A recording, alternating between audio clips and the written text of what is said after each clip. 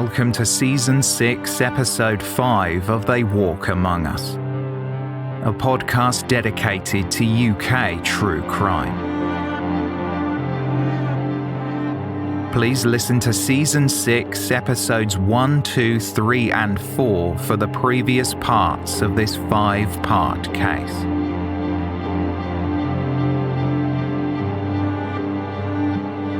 This episode contains distressing themes and descriptions of sexual violence. This podcast is intended for a mature audience. Listener caution is advised.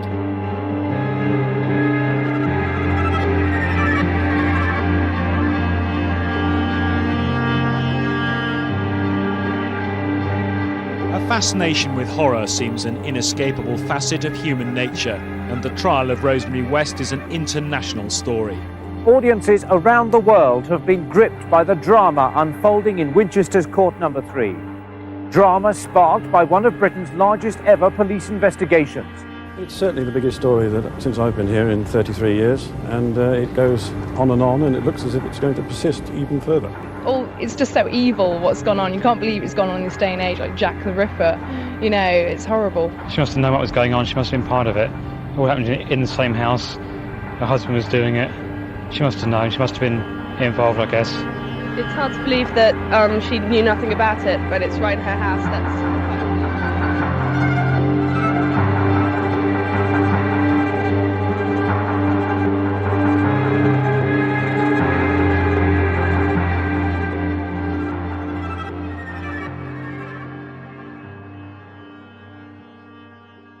On Tuesday, November 21st, 1995, after 2 days of deliberation, the jury had finally made some progress on the murder charges they were considering.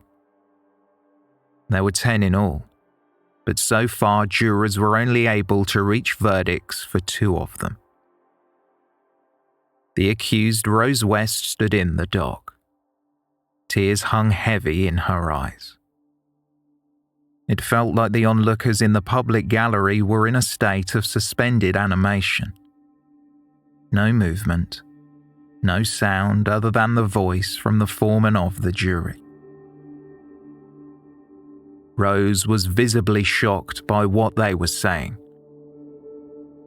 She almost collapsed into the arms of the prison guards that surrounded her. She was found guilty of murdering her daughter Heather and Fred's stepdaughter Charmaine.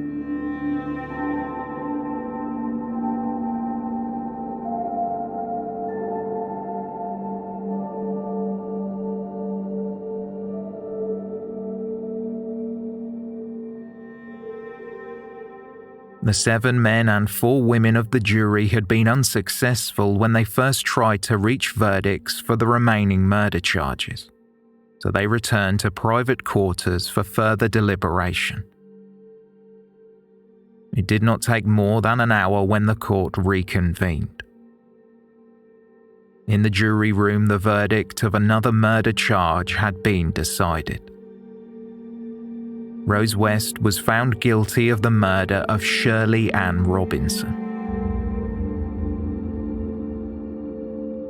The 18-year-old was heavily pregnant when she was killed in 1978. Fred West was the baby's father.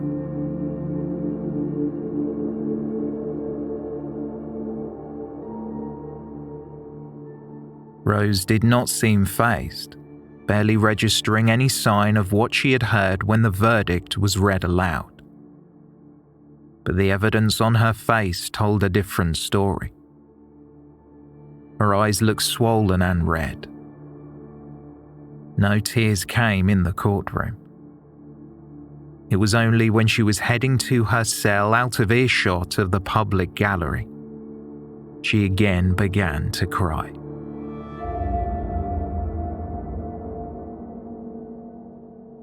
As the jury was still no further forward, unable to reach unanimous verdicts for the 7 other charges, they would be staying overnight at a hotel before reconvening the next day. On November 22, 1995, into the third day of deliberations, weighing up the evidence that had been presented in court, across a trial that lasted nearly 2 months and involved roughly 13 hours of reflection, the jury foreman delivered the remaining verdicts.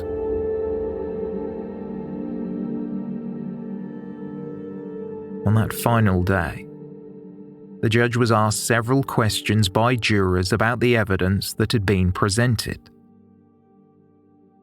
When reaching a verdict, could they consider the testimony from the multiple women who had testified about their sexual attacks, even if they were not directly linked to the murders? And could they find Rose West guilty of multiple counts of murder, even if the evidence was all circumstantial? The judge replied yes to each question, telling jurors that they should only base their decisions on what they had heard from the prosecution and defense. When the jury returned, everyone in the courtroom stood up to hear the verdicts. Each was unanimous. Rose West stood motionless, as if she had purposefully cut herself off from what was going on around her. The outcome was greeted by loud cheers from the public gallery. Rose West was found guilty on 7 further charges.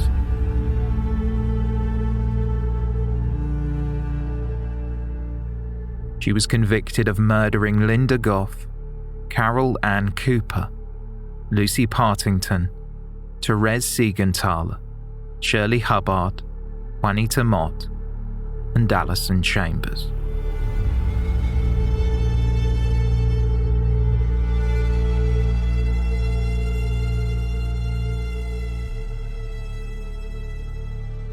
Before she was led away, the judge told Rose that she was facing 10 life sentences, and if attention was paid to what he thought, she would never be released.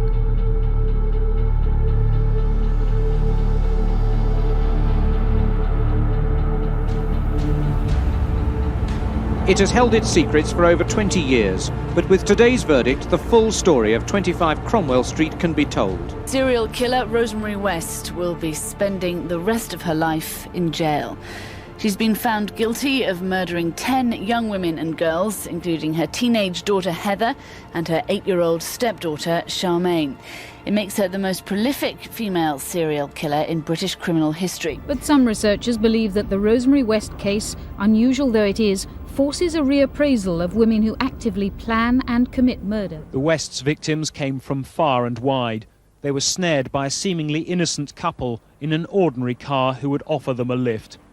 The couple had already been convicted of a sexual assault on a former nanny who they'd picked up, bound with tape in a similar way to that found on the murder victims, and then subjected to a horrific attack, with Rose West taking a leading part. They even told a neighbour about picking up women together after she'd been babysitting for them.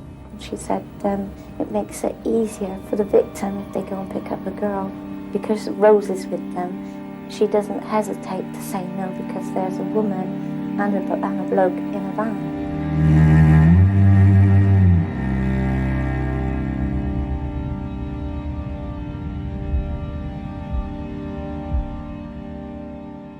The judge, Mr. Justice Mantell, told the jury after the verdicts, "You will never have had a more important job to do in your lives.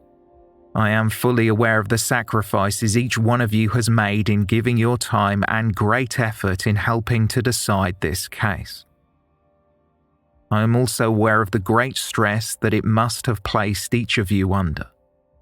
You deserve my thanks and your country's for the part you have played. If it is what you wish, but only if it is what you wish, you are excused from ever serving on a jury again."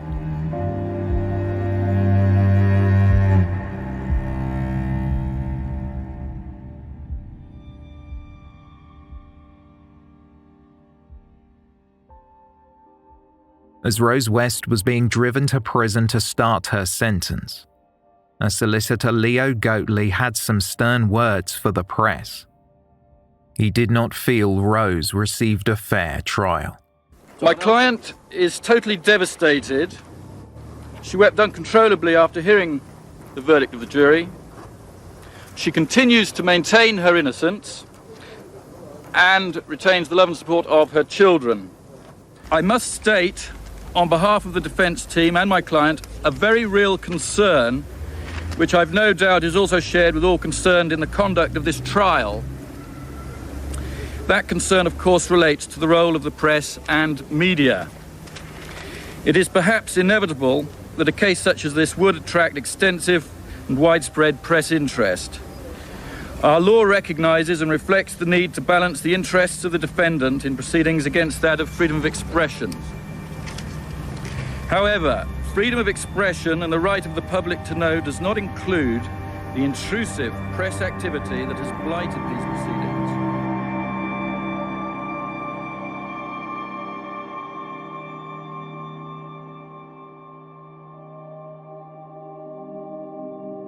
No sooner was the ink dry on the newspaper headlines recounting the verdicts. Questions were asked about how this could have possibly happened. How could so many children, teenagers and young women be abused and murdered and the authorities did not connect the dots? Some of the victims' family members reported their loved ones missing. Sizable investigations were undertaken and the media were engaged. Still, not all of the victims had someone looking for them.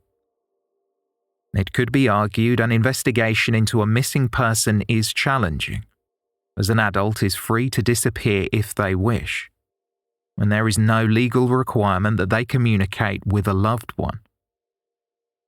But how did the actions of Fred and Rose West go undetected for such a substantial period of time? Why did it take so long to realise some of the children were missing? Senior Investigating Officer Detective Superintendent John Bennett was interviewed. The very nature of the investigation and the horrors of it is very hard to comprehend that somebody you're talking to could be involved in such matters. It's not a normal thing for me to deal with or for any police officer. And with that knowledge in mind, it's very difficult to give an assessment because you're not dealing with the person or the personality when you're actually talking to that individual. You were talking to a Jekyll and Hyde. And they always had the perfect answers. When one or more of the victims that were associated with the family, for example, Heather, when she left home, she'd gone away. And they were in communication with her. So nobody thought there was any problem. And you could follow that through with a number of the others, including Charmaine, right at the beginning. Charmaine had gone off with her mother. We know that wasn't the case. So there was always a convenient answer, and that is the reason why it's went on for so long. The records held by both Gloucester City Council and Gloucestershire County Council were reviewed. A visit to Cromwell Street was undertaken in 1988 after an anonymous complaint was made to social services, although detailed records of what was said and the corresponding visit could not be found. A year later, an NSPCC referral was made to social services, but like in 1988, it was never followed up. One of the West children even reported that they felt unsafe in their home.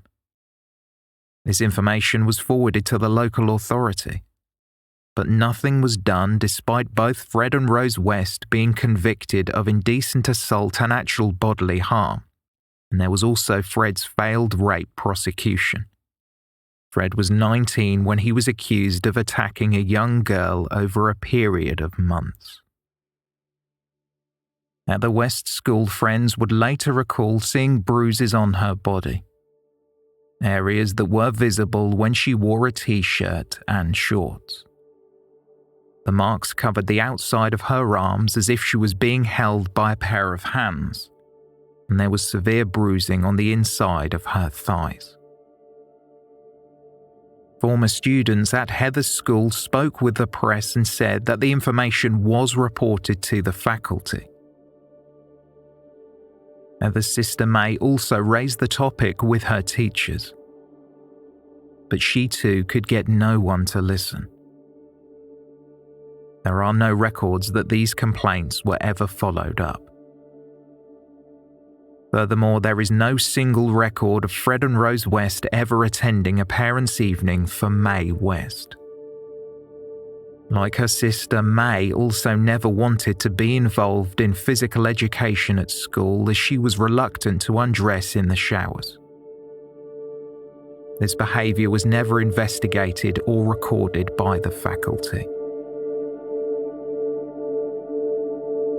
No child protection service in the United Kingdom, in the then state of knowledge and the procedures which then applied, could have anticipated or avoided this terrible set of tragedies.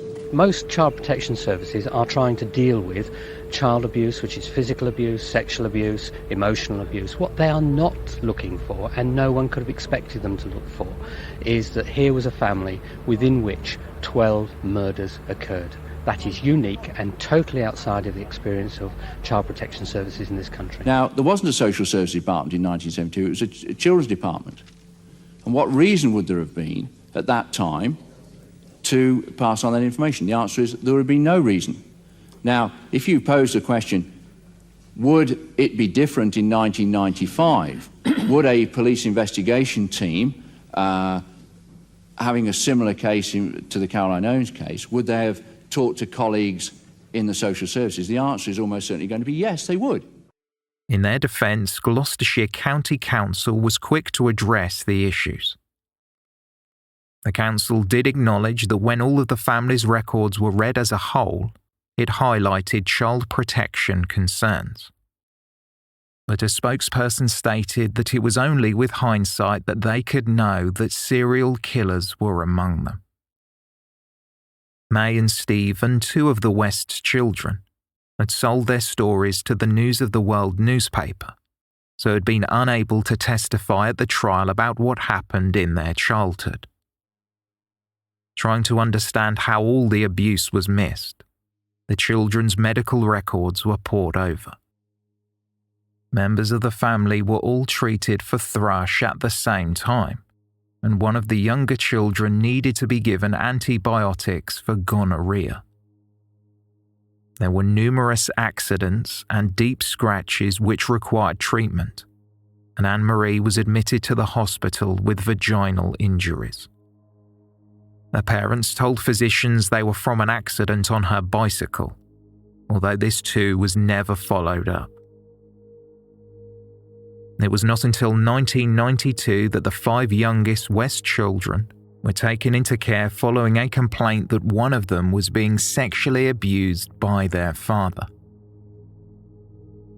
This is what led the police to want to learn more about the family and the reasons why Heather could not be located.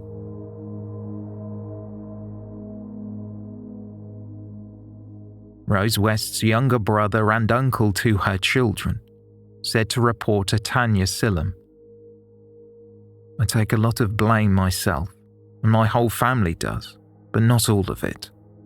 Surely there was someone out there, social, welfare, school teachers, no end of people who could or should have done something."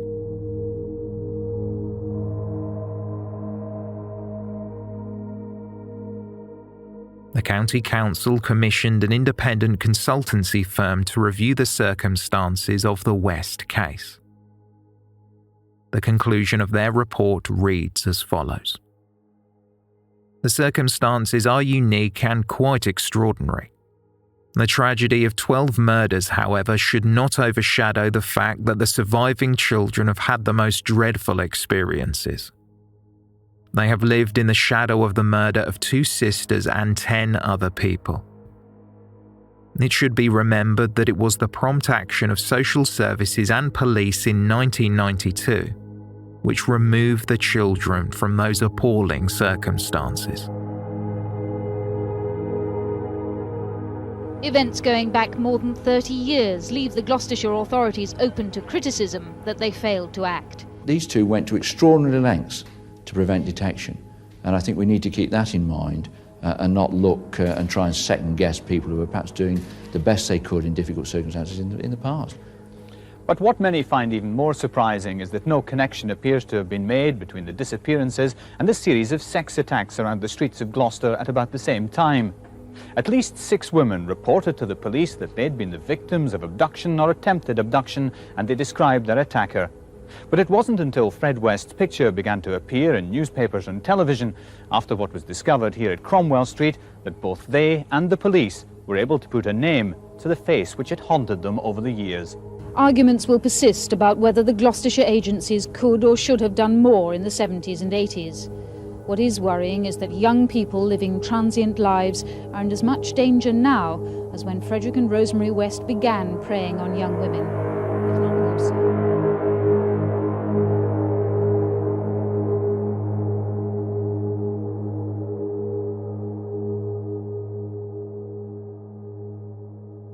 With the trial of Rose West now at an end, the police still had a great deal of work to do. During the investigation, they attempted to catalogue every person who either stayed or frequently visited 25 Cromwell Street. 9 women were identified who detectives could prove had visited the property. However, at the time, they could not obtain any evidence that these women were still alive. That said, although there was no proof of life, there was no evidence they had met with foul play, not least at the hands of Fred and Rose West. The Gloucestershire Constabulary wanted to confirm that the women who appeared to share a number of similar characteristics were safe and well. 4 had been seen at the address in 1973. A blonde-haired young woman who spoke with a Scandinavian accent in her late teens or early adulthood. An 18-year-old called Marilyn with blonde hair. A teenager with an American accent possibly named Donna Lynn Moore.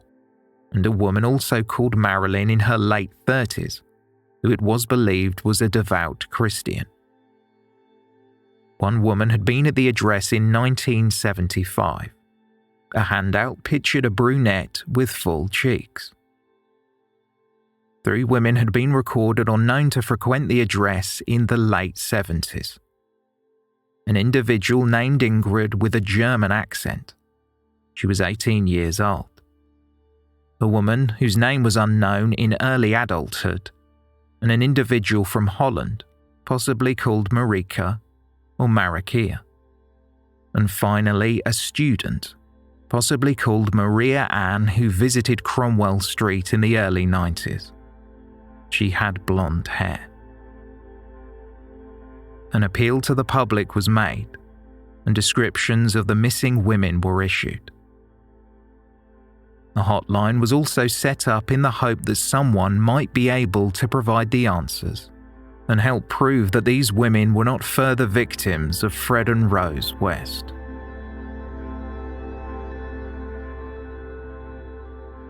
Over Christmas and the New Year, 130 calls were received in the incident room. It was bedsit land, you know. You'd see a girl there the one day, and it was mostly young women that were living in the flats, in the bedsits. So they were like here 2 or 3 months they might stay, a couple of weeks here, gone one, gone. So it was very hard. It was just like they moved on. May not be any more victims. That is, there's nothing certain in that, and I think that hopefully that is the case. All investigations are open and unknown. You don't ever really know the whole story in any inquiry.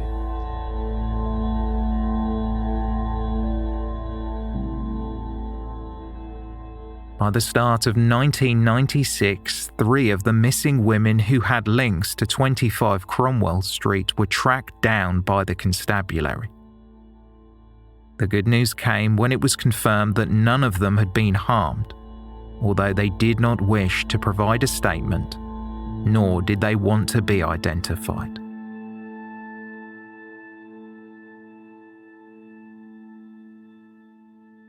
The news that at least some of the missing women had been tracked down was a relief to many.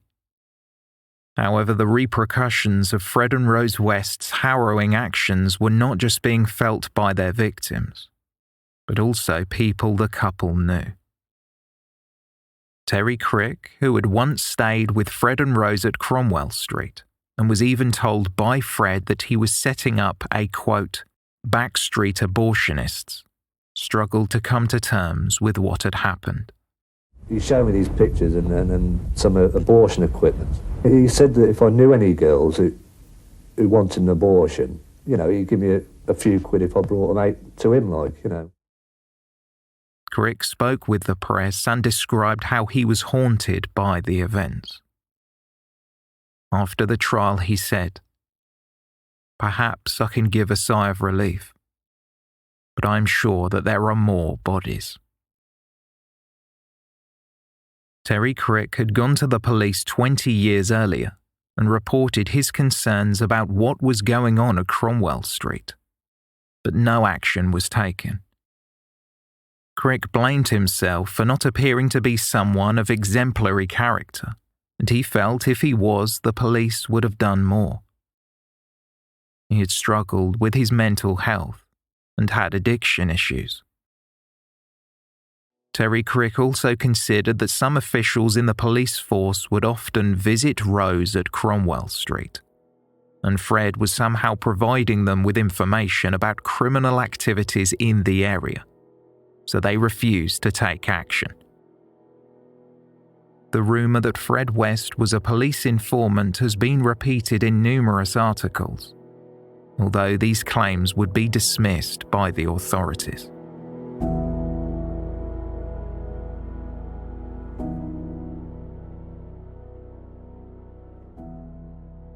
In January 1996, Terry Crick drove out to a secluded area of Scarborough and took his own life. Sadly, he had felt in some way responsible for what happened, although Terry Crick was not to blame. The only people responsible were Fred and Rose West.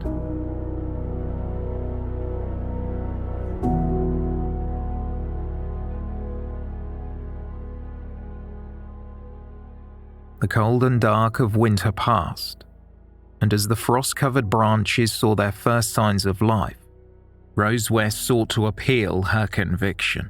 Everyone don't like her, and that's it. Well, I think she's got a bit of a nerve appealing. I mean, you can't live in a house of that size with all that going on and not know anything about it. Impossible, isn't it? Impossible. I think it's actually a waste of time that she should do it, because, in my opinion, she got what she deserves. If not, she should get more.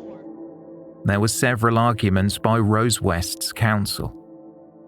The judge's summary of the case, witnesses being coached by the press who had paid them large sums of money, and what the defence counsel referred to as a lack of evidence.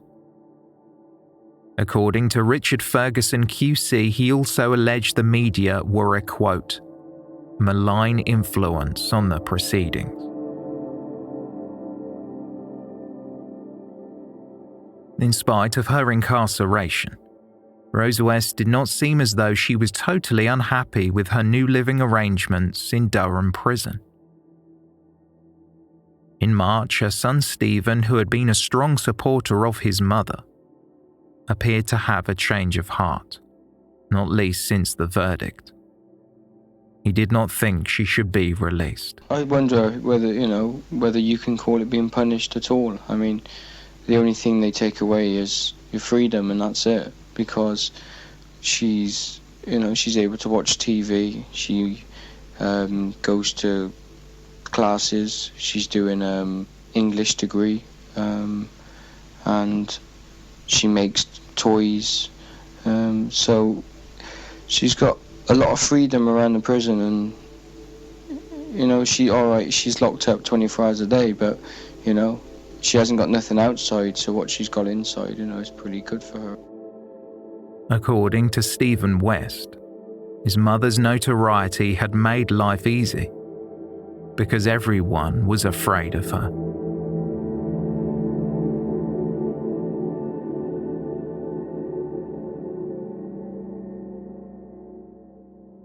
Just over a day of legal arguments were heard in March 1996.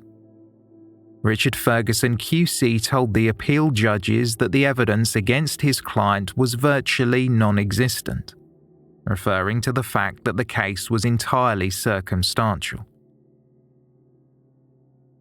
Most of the prosecution's witnesses received some form of payment from the media for an interview. According to Ferguson, that could very well have influenced what they said. Perhaps it was pondered. They embellished the truth to make their accounts more appealing, for which they would receive a significant financial reward. Ferguson was also of the belief that the judge had misdirected the jury, inaccurately summarising the defence's case and wrongly allowing inadmissible evidence. Ferguson was insistent that Fred West acted alone, and his client was innocent of the crimes for which she was charged. Brian Levison QC, who led the prosecution at the trial, made it clear that all the information on payments made to the witnesses from the press, publishers and television production companies were provided to the defence in open court. Levison said he was not defending how the media conducted themselves and had even referred the matter to the Attorney General, but the process of what was provided to whom was transparent throughout the legal proceedings, even though one of the witnesses had not initially admitted it on the stand. In Levison's mind, the details provided to the court, both the circumstantial evidence that tied the defendant to the murders, and although not directly linked to the events themselves, testimony from the survivors subjected to sexual attacks by the couple, proved that Rose West was involved. The prosecutor felt the jury had spoken when they reached guilty verdicts on all 10 counts of murder. Mr. Justice Newman, Mr. Justice Mitchell and Lord Chief Justice Lord Taylor thoroughly reviewed the arguments, although the timely manner in which they handed down their ruling was possibly an indicator as to the way they felt. They took 15 minutes. Rose West's application for leave to appeal was rejected. She was told the matter would only be reconsidered if new evidence was identified.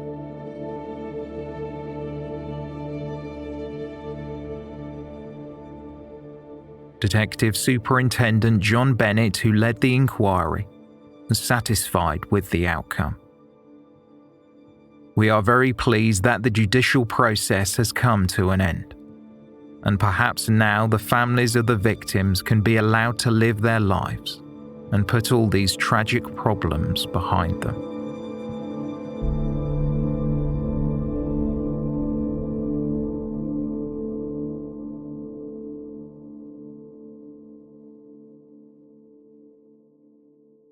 At the start of that summer, the dark days of the trial still cast a long and terrible shadow. 3 months after Rose West was told her appeal had failed, an inquest confirmed what most already knew. In his cell at Winson Green Prison, Fred West had taken his own life on January 1st, 1995. He was 53 years old. Coroner Richard Whittington said that a number of factors likely contributed to West's decision. The multiple murder charges he was facing, lack of contact with his family, and the upcoming trial. Those people at the inquest were told Fred did, however, seem polite and happy before his death. The governor of the prison offered evidence and said that although an inmate can be watched 24/7 and any unsafe items confiscated, if a prisoner is determined enough, there is no way of ensuring that someone would never attempt to take their own life. Several letters written to Rose West were found in her husband's cell, all of which were read at the inquest. A letter composed for Rose on December 12, 1994, read in part, "As in life, as in death, our love will never die. Rose, I will live forever in heaven. I will wait for you, darling. So please come to me. You know I love you only, and you love me only, and you will become a widow. I love you, darling."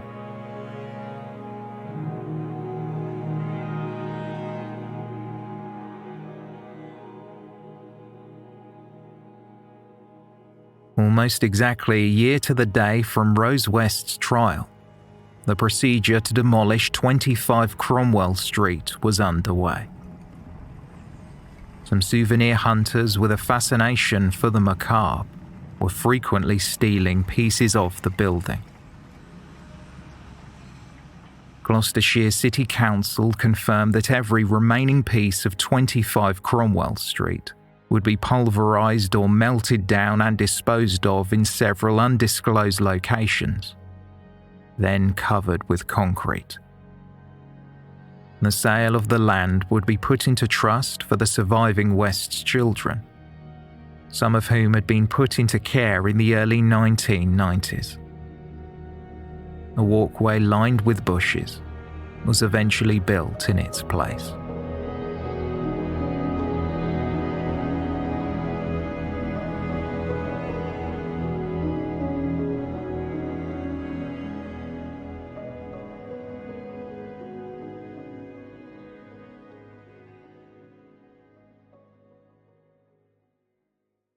Although 25 Cromwell Street was now nothing more than rubble and dust, the impact of what went on in that house was still being felt. In May 1994, before Fred West's death, John, his younger brother, was arrested and charged with multiple counts of rape. Conditions of his bail meant he had been required to sign in at a police station every week, which continued for around 18 months before legal proceedings commenced. The identities of the two survivors were not originally disclosed as they were only children at the time.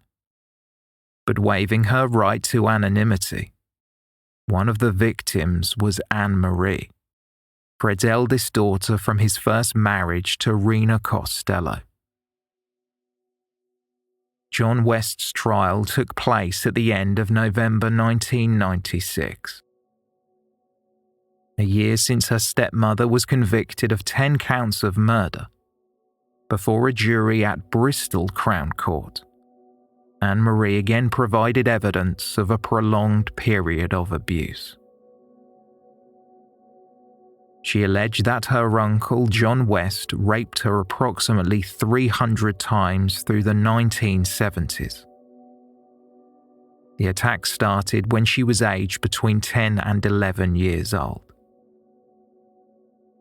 Anne-Marie stated that the rapes occurred twice, maybe 3 times a week, until she managed to flee the address. Brian Levison QC, who prosecuted the case against Rose West, again acted on behalf of the Crown. He questioned Anne-Marie about what happened. She told the court that she informed her stepmother about what was going on, but Rose just laughed it off. Anne-Marie had previously testified that she was raped by her father and stepmother when she was 8 years old.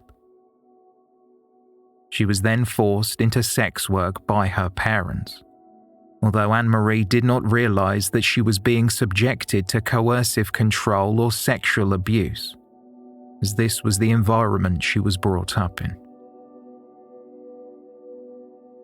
Anne-Marie also described being raped by other unknown men, something her father and stepmother were aware of.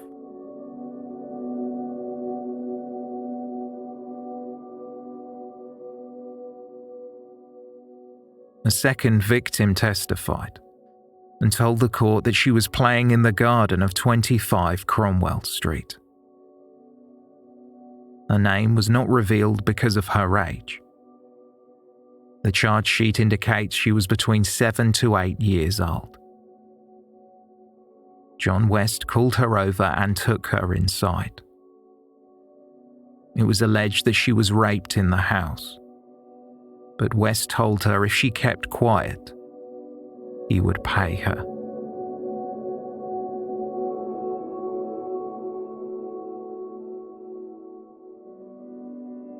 Janet Leach, Fred West's appropriate adult, claimed that she was told by Fred that he was killing with other men. This apparently included Fred's brother John. But during the series of confessions, which were often rambling, Fred West made a variety of claims. Most were found to be blatantly untrue. Although Fred and John were close in the 70s, they had since fallen out, and it was suggested that Fred West was looking to blame someone else for his crimes. Detective Superintendent John Bennett, who had been involved in the investigation at 25 Cromwell Street, said there was no evidence whatsoever, apart from Fred's comments, that linked his brother John West to any of the murders. "We deal in evidence, not speculation," D.S. Bennett reportedly said. The judge, Mr. Justice Cresswell, made it clear that there was no proof that John West knew what was going on at 25 Cromwell Street. John West should not be tried in connection with what his brother and his brother's wife did, the judge remarked. He should only be tried on the crimes he was being charged with. According to Nigel Pascoe QC, acting for the defence, his client was innocent, and the victims were lying. Many of John West's friends did not believe he could have committed the crimes he was being accused of. They said this was not the man they knew. He was described as a caring grandfather and a gentle giant. John West was resolute that he was innocent and could not understand why he was being accused of either somehow being involved in the murders at Cromwell Street or charged with multiple counts of raping children.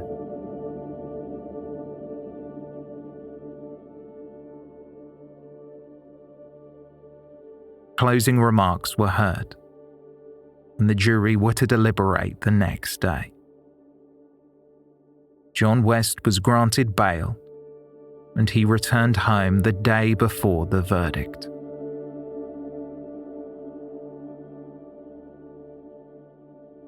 The evening before John West would learn his fate, his wife found him in the garage of their home in Gloucester.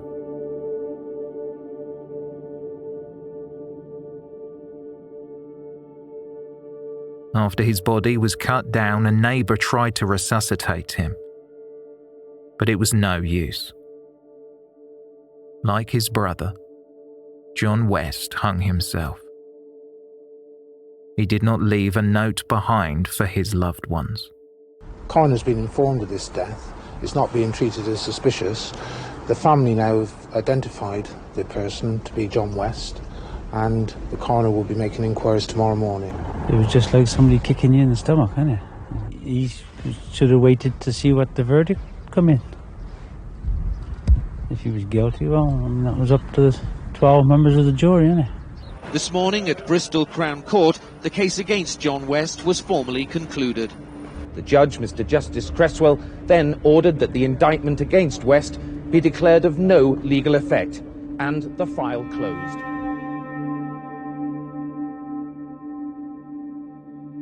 At an inquest, it was later concluded that John West took his life because of the stress he was under, not only being associated with his brother Fred, but the impending verdict of his trial.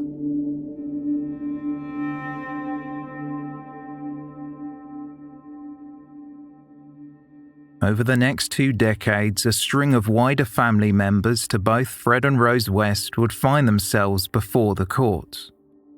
all for crimes that continue to perpetrate the ongoing horror of what had come before.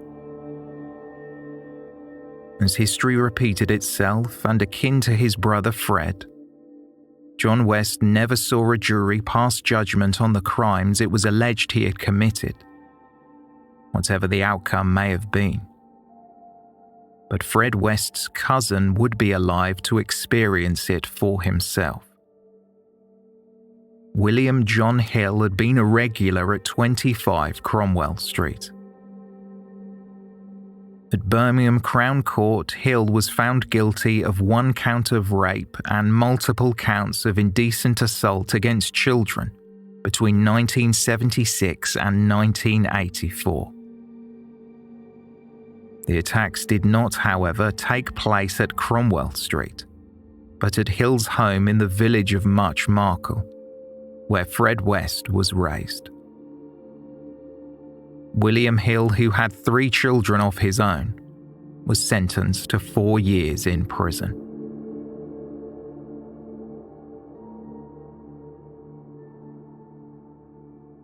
Somewhat surprisingly, Stephen West, son of Fred and Rose, was also sent to prison for 9 months at the end of 2004. He admitted to 7 charges of unlawful sexual intercourse. 1 charge of sexual activity with a child would lie on file.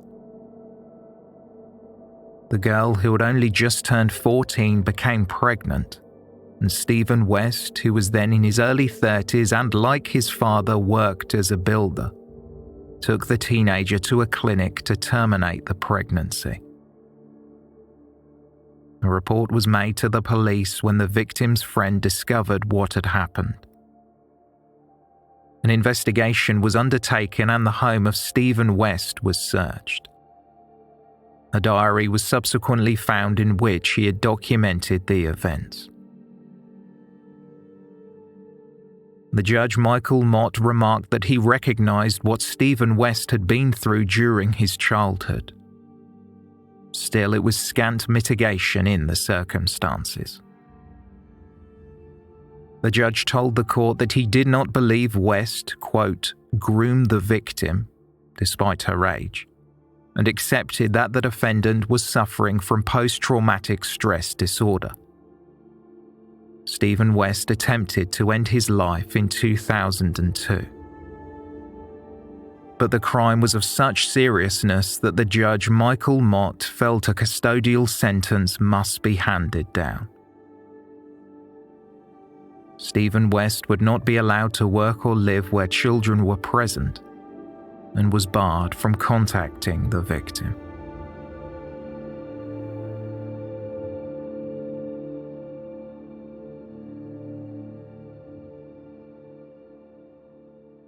Almost 9 years later, in a Crown Court in Gloucester, Rose West's nephew, Stephen Letts, was also facing charges relating to the abduction and rape of a child on March 6, 2017. Letts pleaded not guilty to both charges. Stephen Letts met a 12-year-old when she asked for a cigarette during a chance meeting on the street. Letts, who was 38 at the time, was told by the girl's social worker that she was underage. Regardless, Letts convinced her to meet up later. The 12-year-old bravely recounted the horrific experience in court, during which time she described being given cocaine, cannabis, and vodka. She detailed the physical pain of what she went through, although she said she was afraid to tell her attacker to stop, as he had given her drugs and alcohol. The attack was only reported after she spoke with her social worker and queried how long it would be until she could find out if she was pregnant. In his own defense, Stephen Letts remarked that he offered the young girl drugs to, quote, see how her body copes with it. That night, Letts was also directly told by the victim that she was underage, although she explained that she was 15 rather than 12, something the defendant saw as mitigation in his circumstances. Stephen Letts could not deny what happened. He was forensically linked to the victim after his DNA was found following an examination. Letts claimed the victim provided consent willingly. But there was no way she could give consent as she was 12 years old. After consuming a mix of drugs and alcohol, the child felt tired and collapsed on Letts' bed. He followed her, cuddling her under the sheets. Furthermore, Letts had also been responsible for aggravated burglary in a separate incident when he threatened a family with a knife. His criminal record also included theft, possessing a knife in a public place, handling stolen goods, drug possession, and breaching bail conditions.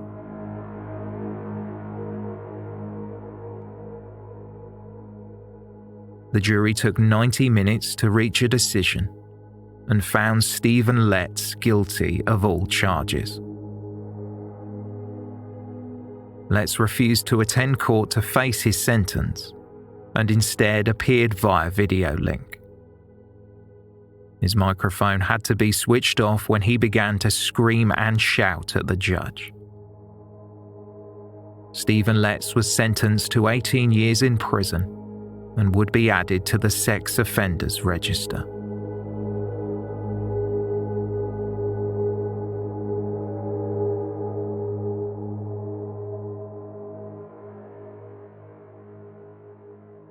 The devastating effects of Fred and Rose West's actions were no doubt far-reaching, and so many lives were taken. However, it appeared as though even after Fred's death and Rose's incarceration, there might be more secrets to unearth.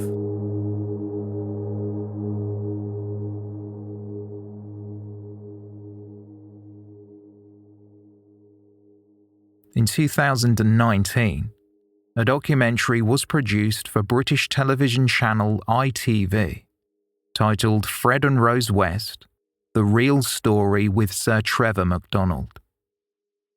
The programme recounted the facts of the case, but focused on Rose and her level of culpability.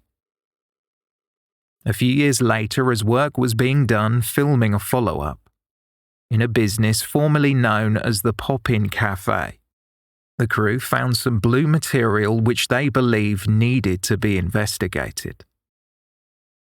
Mary Bastholm had been wearing a blue coat when she was last seen. The 15-year-old worked in the Pop-In Cafe before her disappearance in the late 1960s. It was the same place where it was believed Anne McFall, the first of Fred West's known victims, had also found employment. According to Janet Leach, Fred West confessed to killing Mary and had been working near the cafe. There are rumours that Fred West had done work to the building. There has never been any evidence to prove this. Also, Fred met Rose a year earlier, so there are theories that perhaps Mary Bastholm was the couple's first victim. An abduction would have been difficult if Fred had acted alone, although it was not impossible for him to coerce someone into his car, as he had attacked other women this way. Before his death, Fred West admitted to his son that he killed Mary Bastholm, although in subsequent interviews with the police, he denied that he had anything to do with it.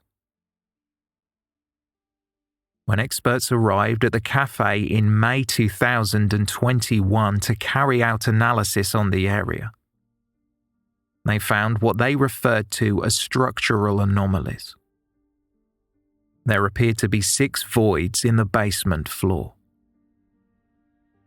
Using similar tools to those employed to scan 25 Cromwell Street, it was felt that further examination was needed and forensic archaeologists should excavate the area. The probe lasted just over a week. But despite the efforts of the search team, there were no signs a crime had been committed.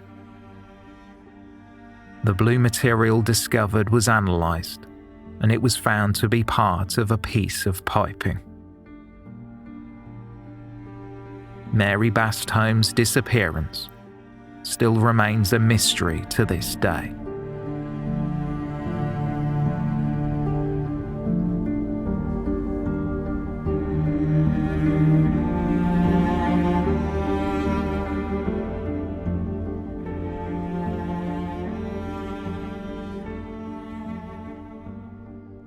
So where are we now? Rose West is still serving her sentence, reportedly being held behind bars in HMP Newhall in West Yorkshire. In July 1997, she was told by the Home Secretary that she was to be placed on a life tariff and would never be released.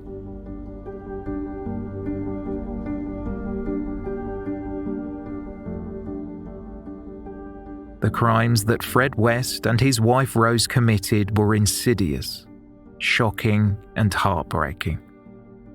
Their impact is still felt today.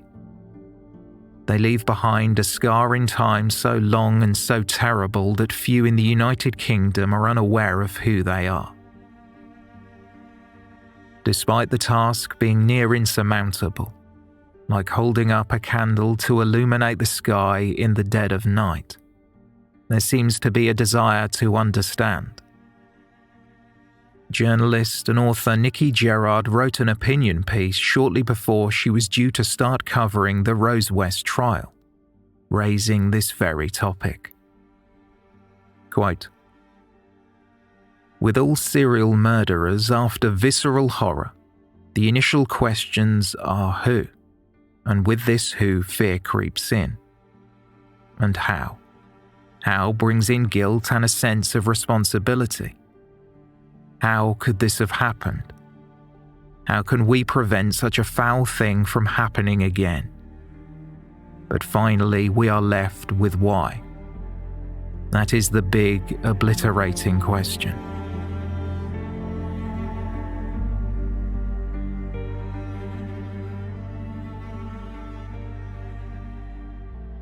The reasons why serial killers commit the acts of violence they do are a puzzle that few, if any, can accurately piece together. Not even the killers themselves. When we can't understand the horrific actions of these people, we label them as monsters or inhumane, perhaps as a way to distance ourselves from them and what they have done. But they aren't creatures of the night or from another world, the bogeyman hiding under your bed. Maybe the most disturbing thing of all is that they could have been anyone's neighbours, anyone's brother or sister, anyone's child, someone's parents. And the terrifying truth is, they were.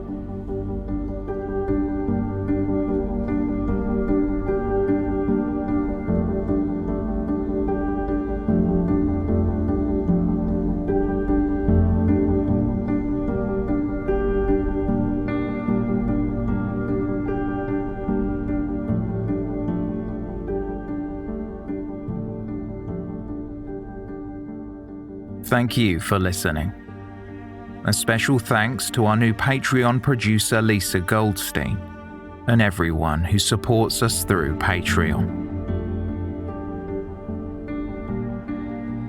For more information on this episode, please see the show notes or visit our website, theywalkamonguspodcast.com.